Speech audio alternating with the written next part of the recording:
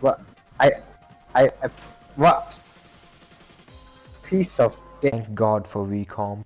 During the heyday of Sonic discourse, there was a lot of debate on what is considered the best Sonic game. Usually these debates were pretty messy, where even highly praised games were subject to contrarians going, actually it's bad because of justified criticism which gets overblown and a bit unfair to the game's overall quality being dismissed, so bleh. Unfortunately, we are yet to escape the hate as this cycle still goes on, and overall, there has been no unanimous agreement on the best Balkan stage, I mean the best Sonic game. That is, unless it's Sonic Unleashed, where ironically, although it received pretty poor scores, it's by far one of, if not the most beloved Sonic game out there, me personally. Jiglet. I hold no extreme opinion, however I do enjoy the game quite enough. There's just one glaring flaw however, there's only like 7 good stages that are quintessential Sonic levels? Well you may be right, if we never decided to. Oh, that's right, Sonic Unleashed does have more than 7 daytime stages, and they're right here, ready to be selected by the player. But if they're all here, how come no one ever talks about these stages? I mean, you see the occasional speedrun clip online, but not much more than that. So what gives? Well...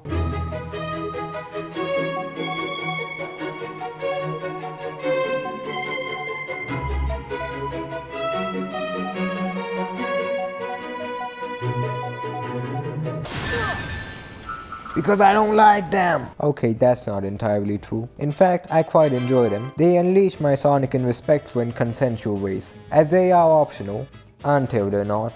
But that's a story for another. With all that said, I think I rambled on for far too long, so it's time to ramble some more about the forgotten acts of Sonic Unleashed.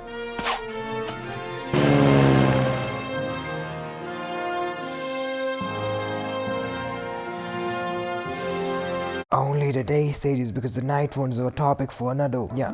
Also, I'm using this mod. Don't question it. Windmill Isle, my beloved. My Roman Empire if I failed history class and mixed the two regions up. Clearly, the developers liked this locale just as much, since we got a whopping 4 extra stages out of it. I really thought the tutorial stage of Windmill Isle was too short and just wished it was a bit longer. After all, the sunrise makes the stage feel pretty tranquil. Well, we're all in luck, including you, Jeremiah.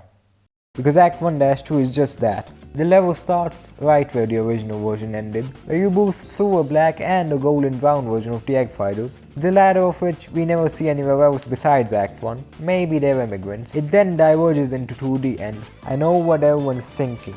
2D is the worst thing ever. It burned my children and starved my crops. However, I disagree, mainly because the 2D in this game isn't trash and cheap, like a certain other game. At the time, 2D gaming for home consoles was considered a novelty and returned to form, and you'll see a huge chunk of these stages to be 2D only stages. Personally, because this is my video, and I get to say whatever I want in my tiny closet on the brink of homelessness, I never had a problem with 2D. Just the execution that makes it terrible. But anyway, as you go through this short section, you have then flung off to another 2D challenge, but not before being edged a bit more with a backshot of Sonic.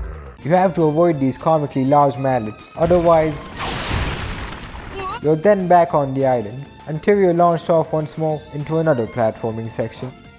With the main island in the background, you have to traverse through an auto-scroller which...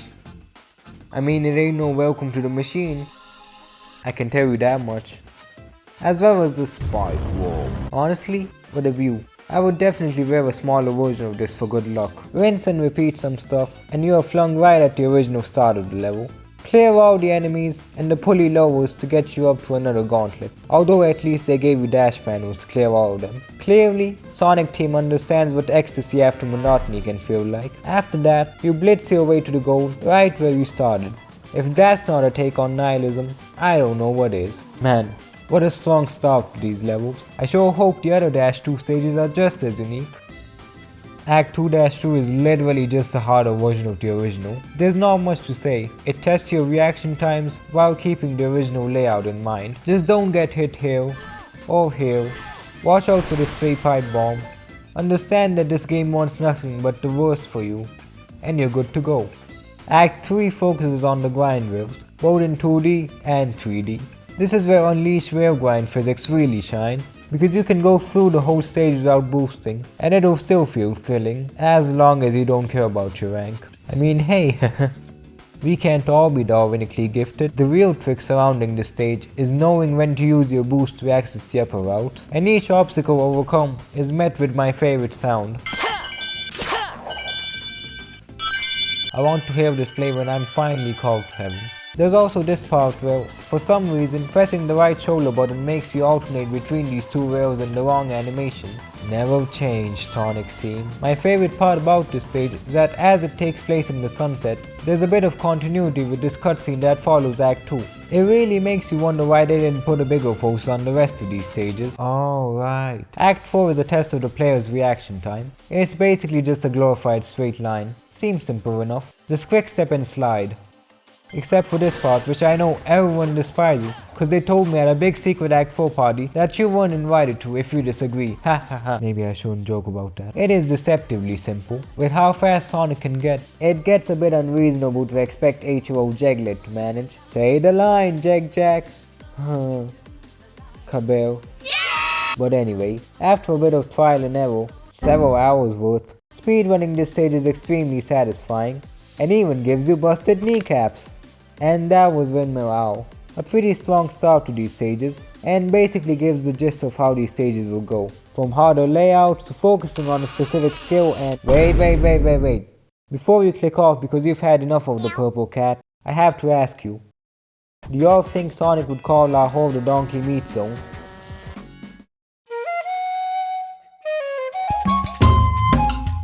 Being essentially the oldest known stage they worked on, it's no surprise that Savannah Citadel has more than 5 extra acts to play through.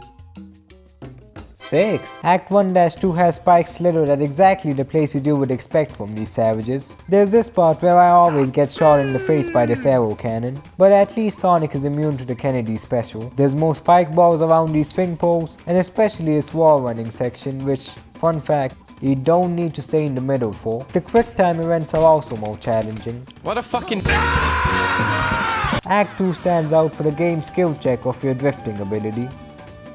People fucking hate this level. I mean, on the surface it's straightforward enough. Complete 3 laps around this track, that's just one glorified loop with no other escape. I don't know, maybe it's a liminal space. Drifting around tight turns until you reach the goal before time runs out. The problem comes with how badly the game even teaches you how to drift. You're not meant to boost during sections like these, even though it fills your boost meter. And the sections in the main game that require you to drift are pretty sparse and simple. As a result, the stage sticks out like a sore thumb. In order to actually beat the stage, when near a turn, you have to forget the expert that never existed, pretend you're suicidal, and then steal by drifting. Rinse and repeat this for the whole stage. By the way, even though the red stripes encourage you to stay in the middle, don't bother because you'll be flung off anyway. Masterful gambit. Checkpoints also spice it up with the taste of irony, as when you die, the timer doesn't reset. It's better to hop over them as obstacles, while pretending that a big black man is chasing you. Act 3 seems to be inspired by the 2D sections found in Act 1. It takes place during the sunset, which gives a really nice blend with Sonic's shade of blue. You need to react fast enough to access the upper routes, in classical Sonic fashion. If you're good, you can clear through the stage in less than a minute. If you're like, Raymond, you'll still beat it in less than a minute. What a non-level. Act 3-2 is basically the same as Act 3, just that you have to collect 300 rings and then reach the goal. It's a precursor to the challenge missions in Sonic Generations.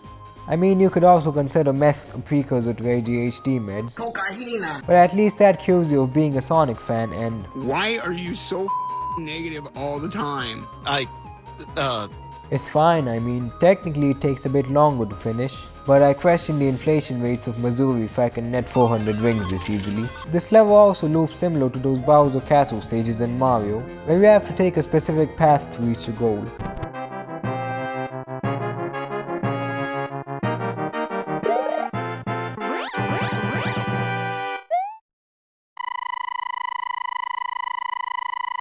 You have to storm down in this exact spot that leads to this inconspicuously placed percussion instrument left behind after the game's sick and radical soundtrack was made. You can also get here by doing this. Just hope that you can home in on these strings correctly, and that's that. Act 4 has these guys in the background, so it's already peak. The gimmick of this stage is centered around these flamethrowers littered over your path. That can also hit you right at the start if your frame rate is better than the game expects it to be. Walk jump to the top to find your path upward has been blocked. What do?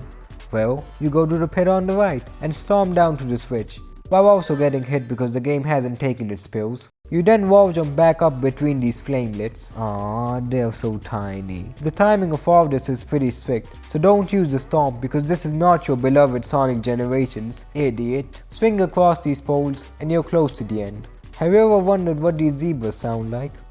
Probably not, so have this instead. Act 5 is built from the Egg Beetles arena. In the first lap, you have to deal with these arrow chasers. You then move on to a 2D section away from the main terrain, similar to Windmill Act 1-2, but better. Yeah, I changed my mind. Screw you, Windmill Act 1-2. I prefer this. It flows better, and I want my alimony back. You're flung back to the main area, where you're then chased by the sizable Globus. I forgot his name. The Globus soon dies to the average Chilean cartel blockade as you quick time and went to the next bit of 2D in the sky. I really like the use of these drums as strings, and I wish the rest of these stages had this sort of set dressing. Despite its basic geometry, this section is pretty nice to run through, unless you played it on the PS3.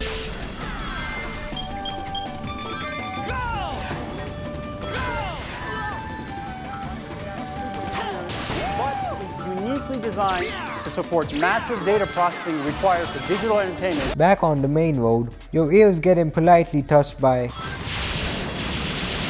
before having to ward off more arrow chasers, while knocking a bunch of food and pots in the way. I hope they farmed enough for the next route. Being another mascot-esque zone for the game, with it being chosen for Sonic Generations and all, it's no surprise that this zone also has 6 extras to choose from. Beating the original stage was already a rite of passage to being autistic.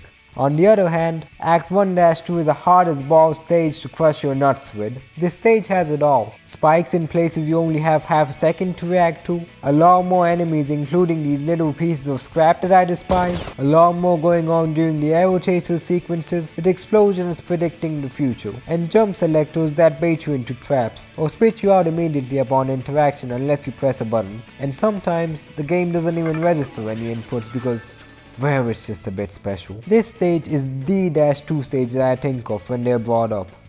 And I love it. Don't get me wrong, all of this is extreme bullshit. But at this point you know what you're in for. Hey, at least they had empathy to make the S-rank requirement lenient.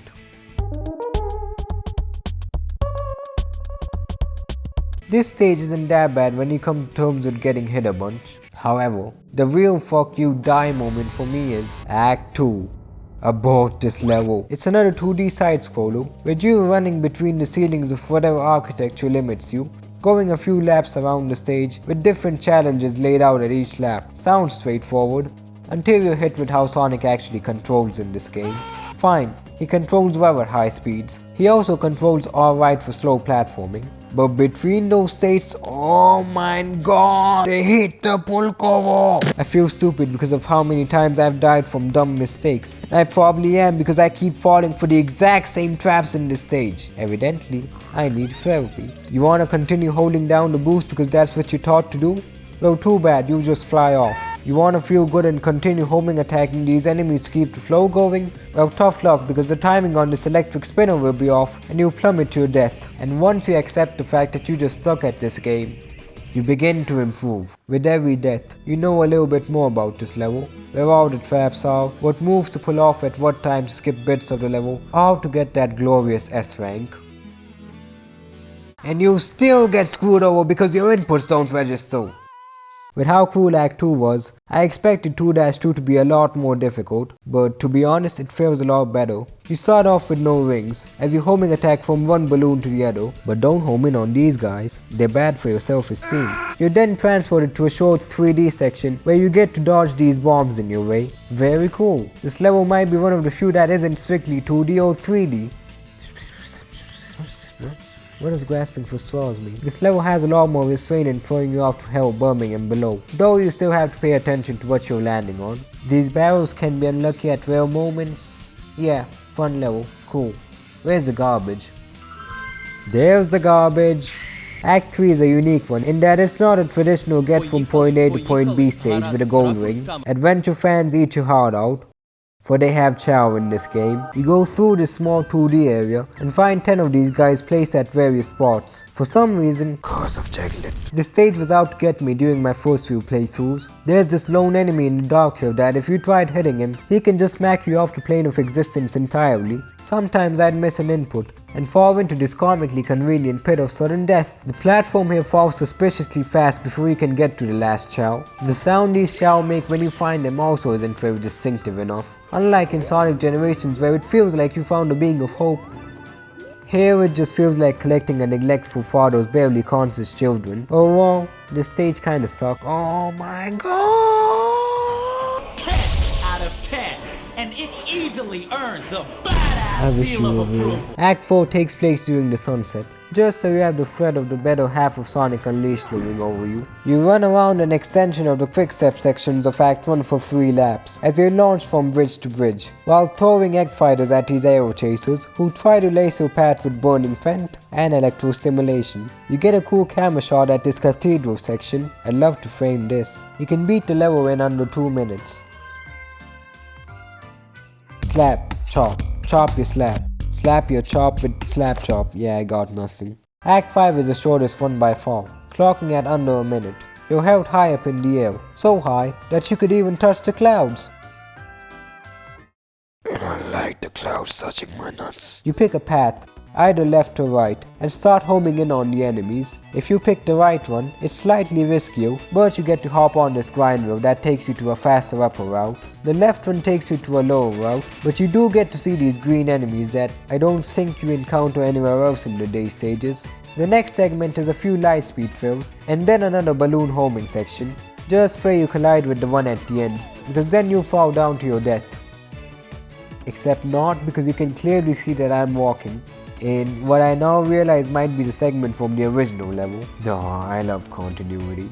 Overall, I'd say that Rooftop Run's extra stages were sort of quantity over quality with a couple of the stages. Don't get me wrong, I enjoyed these stages, but anyway, that's gonna be it for this video. But don't worry, we still have the rest of the zones to tackle in part 2, so be sure to stick around for that. Release me.